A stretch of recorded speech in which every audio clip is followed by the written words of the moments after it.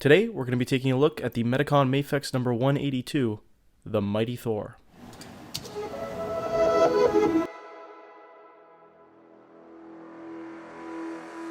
Alright, here we go, our first version of Thor in the comic book style from MAFEX. This is our second Avenger produced by MAFEX, first one being the comic book version of Iron Man, and there is a third one on the way in Captain America, and that will complete our MAFEX Big 3. However, I gotta say, I am a little bit disappointed in this Thor. The coloring is great, it's very aesthetically pleasing, it's well made proportionally, however, the posability isn't as great as I would have liked it to be. There are quite a few QC issues that I'm really unhappy with. Taking a close look at the head sculpt, and I think the likeness turned out pretty well. Definitely looks like the comic book version of Thor. The helmet looks a little bit like chewed up almost at the top, which is a little bit frustrating. There's some quality control in the paint for me, which is kind of odd. Whenever I buy a MAFEX figure, I find the paint is usually pretty crisp and pretty clean on them, but it came out decently clean on the chest and the face, so that's pretty good. But the flesh tone on the figure is pretty nice. You could see that there is a little bit of a kind of reddish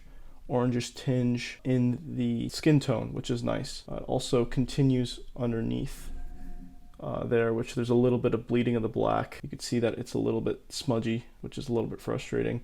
And also this line kind of sticks out to me a bit too. It would have been nice if they gave that a couple more coats. You could see kind of the black seeping through underneath the armpit there, but that's not too big a deal because that'll be covered up most of the time. The paint on these silver discs is relatively clean. A little bit of speckling there, that's not too big a deal. And going down, they're pretty clean as well. Didn't really miss the mark, maybe a little bit there, but overall, it's pretty clean up here. The blue of the pants has a tad bit of shading, which you could see in some lights. It looks pretty good. It brings out the musculature a little bit more on the figure. There's a little bit of a scratch there, which I'm just now noticing. That's a little bit frustrating. It looks like that's a little bit yellow paint, I believe, or it's a bit of a scratch maybe. Not really gonna poke around at that too much. Going down to the boots, this is where the quality control gets pretty bad. You could see that the boots are not painted very well. They're very sloppily done, unfortunately. You can see the lines kind of bleed through from the black and the yellow. Yeah, that's not great. Moving towards the back here, you can see that it's still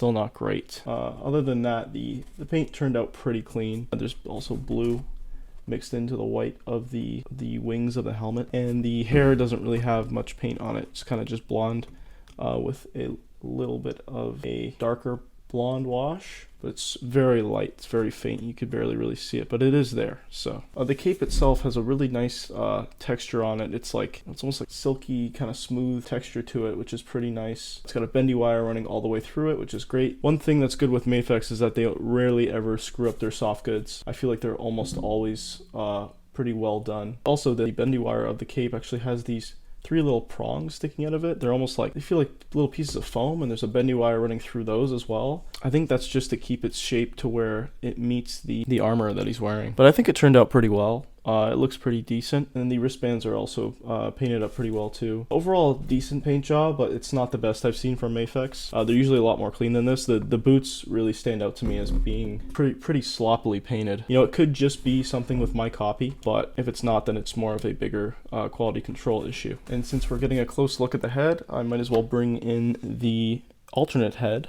So it's worth noting that popping this off is a little scary because that peg is like super small. They used a really thin peg for the neck and head joint. I don't know why they did that. It's a little bit troublesome interchanging these heads. I'm a little bit afraid it's gonna break. I actually really see how thin that joint is there. It's not something I'm used to with MAFEX, but you know, it hasn't showed any signs of breakage yet, but it's just, you know, just be careful with it because it's a little scary. But anyway, taking off the head and putting on the extra head there, you could see that looks pretty good. Only thing is I wish they would have kind of made the hair different on each head sculpt. You know, you could see that they are pretty much, I think they are the exact same. Yeah, they're the exact same sculpt. It would have been nice if we got more of a flowing hair sculpt. It also would have helped with the head articulation, which is another issue I will get into later in the review. Then the articulation of this figure is where most of my grievances come from. It's very frustrating to pose this guy in some instances. Like, It's actually kind of hard to get him in a vanilla pose, I feel like. Just he looks a little bit awkward in some areas. I don't think the sculpt is bad, though. I just think it's the way these joints are engineered. I don't know, it's just something about it. Just it's a little off to me. Anyway, there's a lot of issues with the articulation I'm going to get into now. The head just does not move up that much, or as much as I'd like to anyway. Now, I'm just going to do it with this head sculpt. Both head sculpts have the same hairpiece over top of it, so, you know, they're both going to move the same, but the head moves up about that far, which isn't terrible. I'd like it to move back a little bit more. You know, Thor is a flying character, so should be able to move back a little bit more. But anyway, forward, you get pretty much nothing. I'm really scared about this thin joint on the inside. I don't want to squeeze it too much. I'm kind of pushing the limits here, but that's about as much as you'll get. I mean, you can just use the diaphragm joint still, but, you know, without that, you're not really getting any head tilt really at all. And the head doesn't really tilt side to side too much. That's just about how you're going to get it on this side. And there's virtually nothing on the left side of your screen, his right. So, which is very frustrating. That's like one of my biggest grievances. My biggest grievances with this figure is the right shoulder keeps popping out of the joint there.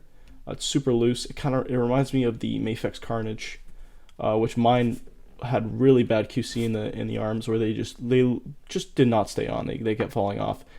This one only has it in the one right arm, but it's very, very frustrating. Like, it's super loose. You could see, like, just me fiddling around with it, it's almost gonna pop out there, which, you know, isn't great. It's good on the right side. Sorry, his left, your right. But on the other side, it's terrible. The shoulders move up a decent amount, about 90. You can see there, see it's wobbly. There is a butterfly joint in there, which doesn't move too much. It's all right. It moves a little bit that far forward, that far back. Doesn't really move much, but you could kind of pop it out a bit, move it a bit more, which is good. There's the bicep swivel, double jointed elbows, which move in that far. The wrists swivel and they move up and down, and if you twist it, they can move left and right the other way. There is a diaphragm joint that moves this far forward, this far back. You could also kind of see in there a little bit, which is kind of weird. There's a waist cut as well, so, you know, you could get them to crunch that far forward altogether, that far back. It's pretty good. You could also get them moving side to side. If I could see now that the torso is all twisted up in on itself, and, you know, you could swivel it a bit as well at the diaphragm, and it moves. It kind of contorts itself in on itself here. Like, it's a really awkward. The piece doesn't move very well, as much as I'd like it to anyway. There is no thigh swivel, which I know no MAFEX figure has a thigh swivel, but it just makes it really awkward to kick the legs forward. Like, you can see it's kind of kicking outwards. Even if you use the sort of, and if you pop it out the joint there a little bit, you can see it still moves outwards. It's a little awkward. There is a double jointed knee. The ankles move down, up, they rotate. There is an ankle pivot, and there's toe articulation. So overall, it doesn't have the best range of motion. It's like all the parts are there for a really great MAFEX figure, but it's just the range of motion on it it's pretty bad. You know, it's really hard to pose this guy and make it look right. But, you know, it can be done. It's not a terrible figure. It's just a little bit frustrating, and I'm a little bit disappointed in its articulation. As far as interchangeable hands go, Thor comes with 2 fists, 2 gripping hands, relaxed hands, these flat palmed hands, which could be used for flying poses, and finally these sprawled out flat hands. He also comes with these gripped hands, which are for his hammer accessory. Take the top of the hammer off, you plug it in from the top, and then you put the top of the hammer back on. It looks pretty good. The hammer accessory also turned out pretty well too. The only thing is, if I pop this back off, you can see that it's on there like super tight. I'm actually gonna pop off the hand and show you. I could just barely make it out there. Like, it's super tight. It's also scratching up a bit of the paint on the top of the hammer because it's rubbing up against inside the hand. You can see even inside the hand, the brown paint is actually coming off the hammer. Look at that. Wow, that's pretty bad. I don't know what it is with MAFEX and making a lot of these, like, sort of swappable parts like super tight, but they did it with the Magneto too. You could barely get the fists out of the those sort of magnetic effects that he comes with, and now they've done it again with the Thor. You could see that it's even super hard to get it in on that right hand there.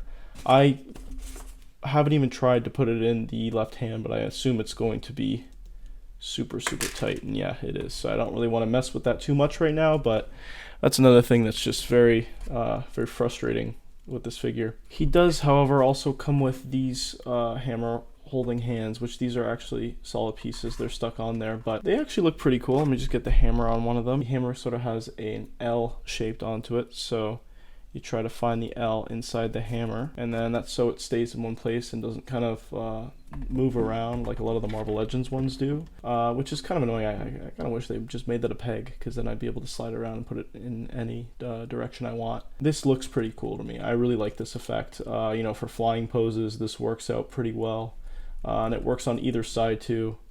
Obviously, unfortunately, you can't have them dual wield Mjolnirs, which would be pretty cool. I mean, unless you casted that piece there. But they also have another version of this hand, which is him having the band of the hammer wrapped around his fist rather than kind of holding it by the end there like he's flying.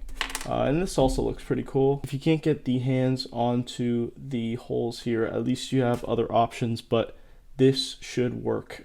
I don't know why it is super tight and it smudges up the paint, but he also comes with this pretty cool spinning hammer effect piece. I know there's been a couple Thor figures in the past that have come with this piece. I've actually never owned a Thor figure that has this sort of spinning hammer effect, but I really like the way it turned out on this figure here. I believe Marvel Select was actually the first company to do this, if I'm not mistaken. But anyway, it looks really cool here. I like what they did. You do need a little stand to help keep it from, you know, toppling over, because it is kind of a heavy effect. And Thor's final accessory is this little hammer to put on his belt, which I think is a pretty cool touch. Kind of just wedge it in between that, you sort of just wedge it in between that torso joint there. You could see that the hammer is actually quite a bit smaller than the hammer he holds, and it doesn't come off this joint here.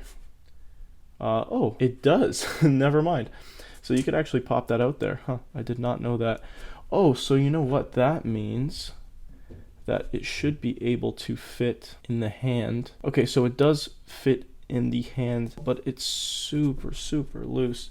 So I don't think they actually meant for you to put this hammer in his hand. It is quite small too, so it looks a bit odd. It would look a bit odd if you had him hold that hammer compared to this guy here. But you know, still a pretty cool accessory to have with the figure. And here's MAFEX Thor next to the Hasbro Marvel Legends Thor with a custom fabric cape, and the Toy Biz Series 3 Thor, and they both dwarf this figure completely. Honestly, the Marvel Legends stacks up pretty well against the MAFEX here, but yeah, the Toy Biz one is just completely obsolete. And here's MAFEX Thor next to a couple other Marvel MAFEX figures, and man, he is just way too short. It's too bad too, because he looks pretty good next to the MAFEX Iron Man and MAFEX Spider-Man, but he is just, wow, just way too short.